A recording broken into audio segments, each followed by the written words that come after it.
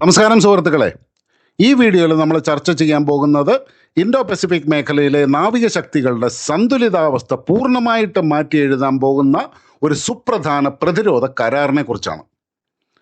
Japan അവരുടെ ഏറ്റവും ആധുനികമായ മൊഗാമി ക്ലാസ് സ്റ്റെൽത്ത് ഫ്രിഗേറ്റുകൾ ഇന്ത്യക്ക് വാഗ്ദാനം ചെയ്തിരിക്കുകയാണ്.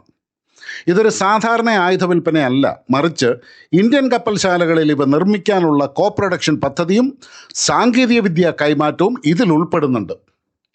ഈ വീഡിയോയിൽ നമ്മൾ ഈ ഡീലിൻ്റെ പ്രാധാന്യവും പ്രത്യേകിച്ച് ഇതിൽ ഉപയോഗിച്ചിരിക്കുന്ന അത്യാധുനിക യൂണിക്കോൺ ആൻറ്റിനയുടെ ഇന്ത്യയുമായുള്ള ചരിത്രപരമായ നിർമ്മാണ കരാറും വിശദമായിട്ട് പരിശോധിക്കുകയാണ്.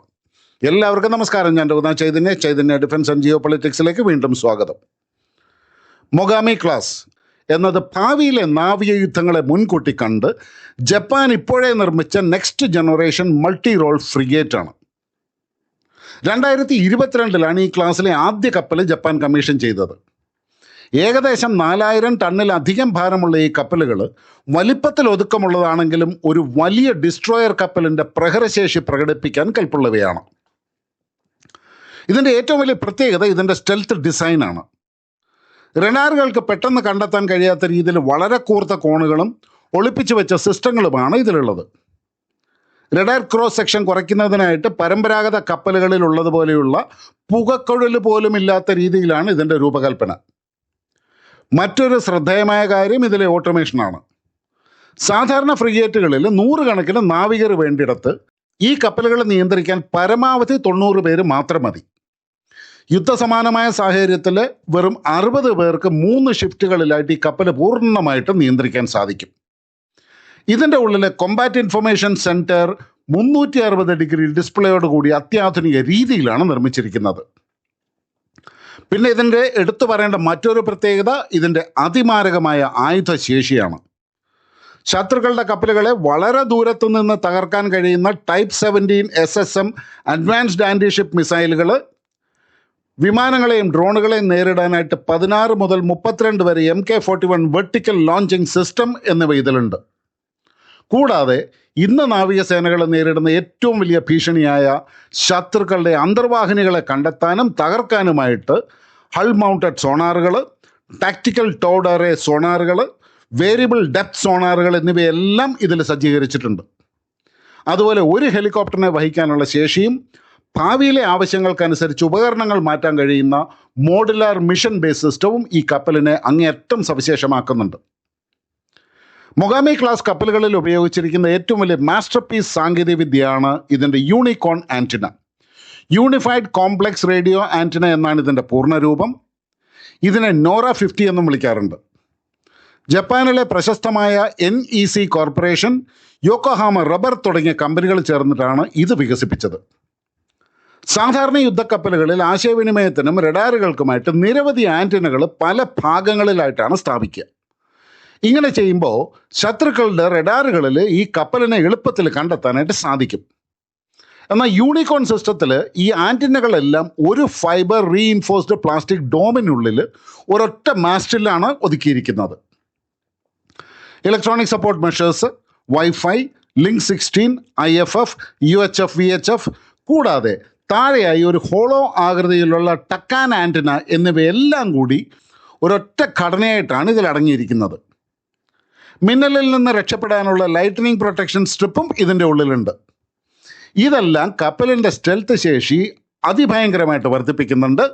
കേടുപാടുകൾ സംഭവിച്ചാലോ ഒറ്റയടിക്ക് ഊരിമാറ്റി പുതിയത് വയ്ക്കാനും വളരെ എളുപ്പമാണ്. ഇനി ഏറ്റവും സന്തോഷകരവും അഭിമാനകരവുമായ വാർത്ത എന്താണെന്ന് വെച്ചാൽ, ഈ അത്യാധുനിക യൂണിക്കോൺ ആൻറ്റിന സാങ്കേതിക വിദ്യ ഇപ്പോൾ ഇന്ത്യക്ക് സ്വന്തമാകാൻ പോവുകയാണ്. 2024 നവംബർ 15 ഇന്ത്യയും ജപ്പാനും തമ്മിൽ ഈ സാങ്കേതിക വിദ്യ സംയുക്തമായിട്ട് വികസിപ്പിക്കുന്നതിൻ്റെ ഒരു ചരിത്രപരമായ ഒരു കരാറിൽ ഒപ്പുവെച്ചിട്ടുണ്ട്. ഇന്ത്യയുടെ പൊതുമേഖലാ സ്ഥാപനമായ ഭാരത് ഇലക്ട്രോണിക്സ് ലിമിറ്റഡ് ആയിരിക്കും ജപ്പാനിൽ നിന്നുള്ള സാങ്കേതിക വിദ്യ കൈമാറ്റത്തോടെ ഇത് ഇന്ത്യയിലും നിർമ്മിക്കുക. പ്രതിരോധ ഉപകരണങ്ങളുടെ കാര്യത്തിൽ ഇന്ത്യയും ജപ്പാനും തമ്മിൽ നടക്കുന്ന ആദ്യത്തെ കോ ഡെവലപ്മെൻറ്റ് അല്ലെങ്കിൽ കോ പ്രൊഡക്ഷൻ പദ്ധതിയാണ് ഇത്. ഇന്ത്യൻ നാവികസേനയുടെ പുതിയ കപ്പലുകളിൽ ഇനി ഈ അഡ്വാൻസ്ഡ് ആൻറ്റിനകൾ ഉപയോഗിക്കും.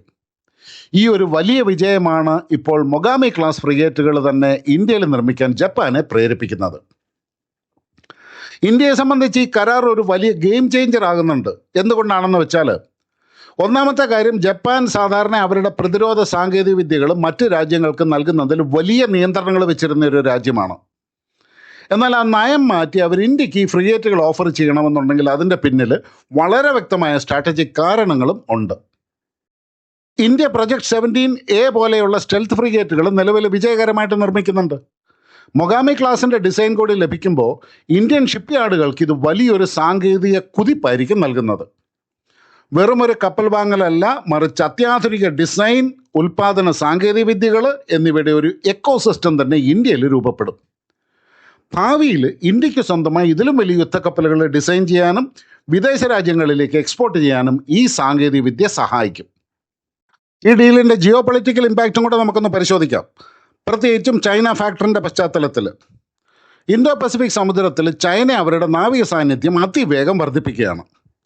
സൗത്ത് ചൈന സീ മുതൽ ഇന്ത്യൻ മഹാസമുദ്രം വരെ അത് വ്യാപിക്കുന്നുണ്ട്.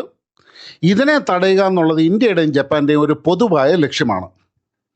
സ്വതന്ത്രവും സുരക്ഷിതമായിട്ടൊരു ഇൻഡോ പസഫിക് നിലനിർത്താനായിട്ട് ഇന്ത്യയും ജപ്പാനും ക്വാഡ് സഖ്യത്തിലൂടെ അമേരിക്കയോടും ഓസ്ട്രേലിയയോടും ഒപ്പം ചേർന്ന് പ്രവർത്തിക്കുന്നുണ്ട്. ഈ മൊഗാമി ക്ലാസ് ഡീൽ ഇന്ത്യ ജപ്പാൻ നാവിക സഹകരണം കൂടുതൽ ശക്തമാക്കും. അമേരിക്കയുടെ ഭാവിയിലെ നയങ്ങളെക്കുറിച്ചുള്ള അനിശ്ചിതത്വങ്ങൾ നിലനിൽക്കുന്നത് കൊണ്ട് തന്നെ ഏഷ്യയിലെ 2 വൻശക്തികളായ ഇന്ത്യയും ജപ്പാനും സ്വയം പര്യാപ്തത നേടേണ്ടത് അത്യാവശ്യമാണ്. ചുരുക്കത്തിൽ പറഞ്ഞാൽ, ജപ്പാന്റെ മൊഗാമി ക്ലാസ് ഫ്രിഗേറ്റ് ഇന്ത്യയിൽ നിർമ്മിക്കാനുള്ള വാഗ്ദാനവും യൂണിക്കോൺ ആന്റിനയുടെ 100% കോ പ്രൊഡക്ഷനും ഇന്ത്യൻ നാവികസേനയ്ക്ക് വരും വർഷങ്ങളിൽ ഒരു പുതിയ മുഖച്ഛായ തന്നെ നൽകുന്നതാണ്. ആധുനിക നാവിക സാങ്കേതികവിദ്യ, വ്യാവസായിക വളർച്ച, തന്ത്രപരമായ മേൽക്കൈ എന്നീ 3 കാര്യങ്ങൾ ഇന്ത്യക്ക് ഈ ഡീലിലൂടെ ലഭിക്കും. ഒപ്പം ജപ്പാന് ഇന്ത്യയെ പോലെ വിശ്വസിക്കാൻ കൊള്ളാവുന്ന ഒരു സുഹൃത്തിനെയും ലഭിക്കും. നിങ്ങളുടെ വിലയേറിയ അഭിപ്രായങ്ങൾ താഴെ കമൻറ്റ് ബോക്സിൽ രേഖപ്പെടുത്തുക.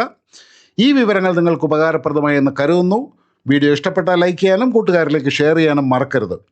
കൂടുതൽ പ്രതിരോധ വാർത്തകൾക്കും വിശകലനങ്ങൾക്കുമായിട്ട് ഈ ചാനൽ ഒന്ന് സബ്സ്ക്രൈബ് ചെയ്യുക. നന്ദി, നമസ്കാരം, ജയ് ഹിന്ദ്.